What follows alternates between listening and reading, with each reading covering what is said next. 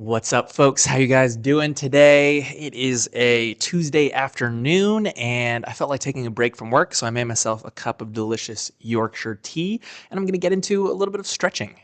So I'm working on the pancake now. This is episode 2 of the Journey to the Full Pancake. So this is my second week training towards the full pancake, and I am using the exact same methods that I use to get the full front splits and that I teach in my front splits course, Finding Flexibility.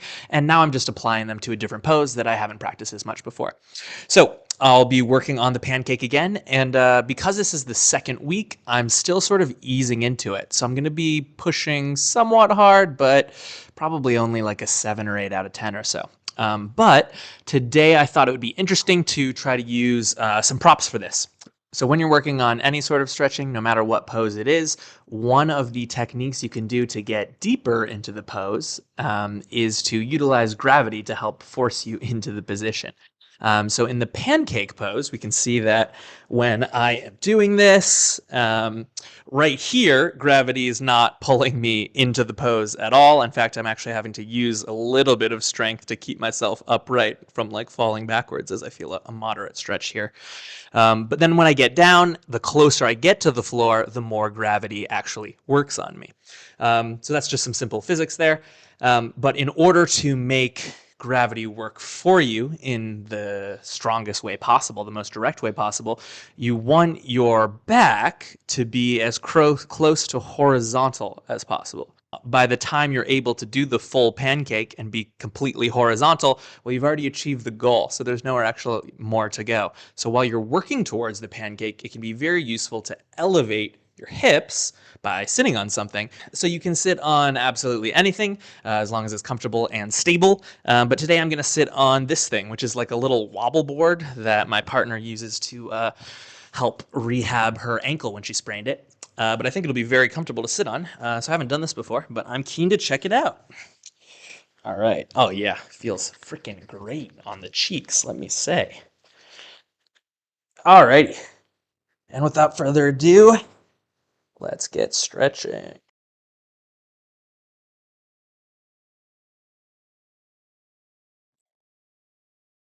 So just slowly easing into the position, feeling a nice stretch here, exploring the position a little bit, getting ready to eventually try hard, but not immediately trying hard.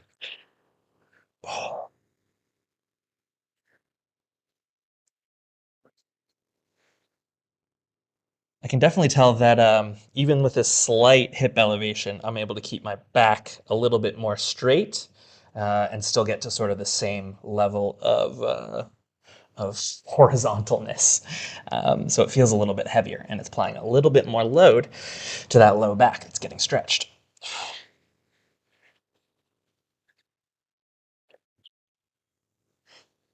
Then you can, of course, make the stretch stronger by pulling onto something like your toes, if you can reach them, or yeah, anything that's stable, like the corner of this couch or something would be a great idea. So I'm going to pulse for 5 or 6.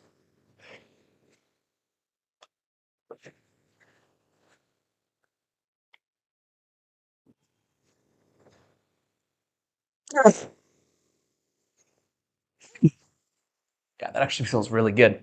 I really like this wobble board thing.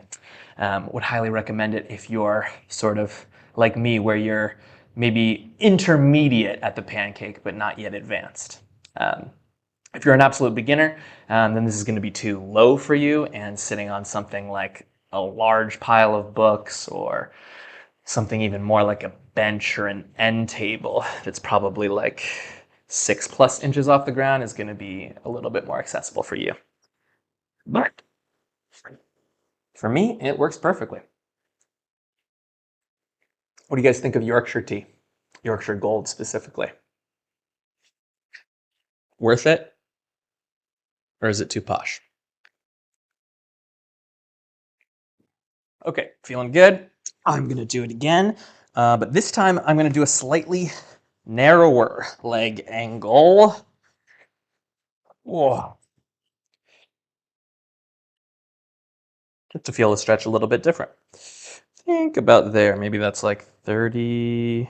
No, that's more like 30 degrees. That's like 60 degrees, I suppose.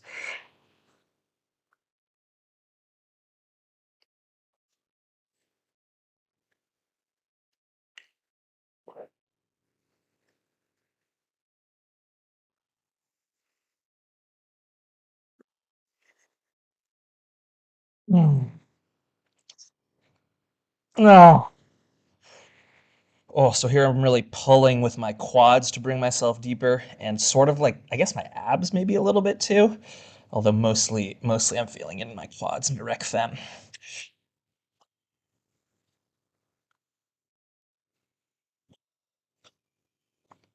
Oh. And do some pulses here. Stretch slightly to one side.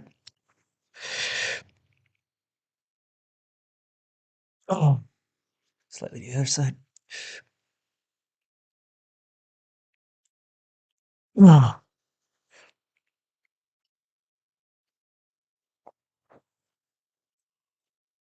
Oh.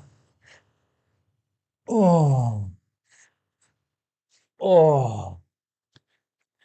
So I find when you bring the legs in a little bit closer, it really puts most of the stretch on the hamstrings and the low back, and less of the stretch on the inner and the adductors on the inside of your thighs. Which both of them you need to stretch in order to get the full pancake, but it can be interesting to sort of target one or the other, either depending on how you're feeling or depending on which part of you is currently the tightest. For me, it felt very good to do the lower back. So I'm going to stretch out for a sec. Not stretch out. It's literally not stretching. Just wiggle for a stretch. Oh, let everything loosen up. Oh, and recover.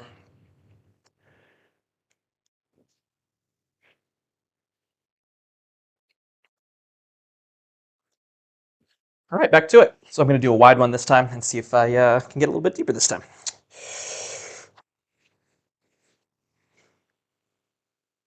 Oh, oh.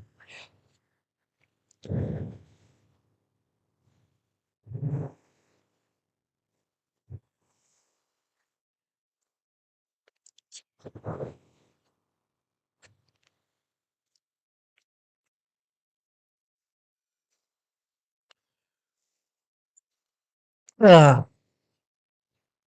Mm. And one final hold.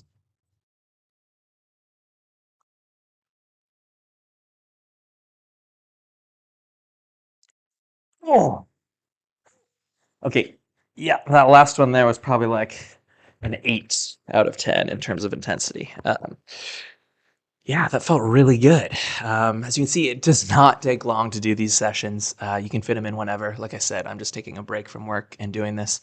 You know, it might not be practical to do this if you're wearing a suit at an office, but there's probably some level of stretching you could do there, even if you are wearing nice clothes. But yeah, anytime you have 5 minutes, you can just fit it in. And if you do it 2 or 3 times a week, you can make really good progress, better than you'd think. If you want to learn more about stretching like this, check the program. Link is in the description. And if not, check out this next video for more free content. Thanks so much. Let's get strong and flexy for life together.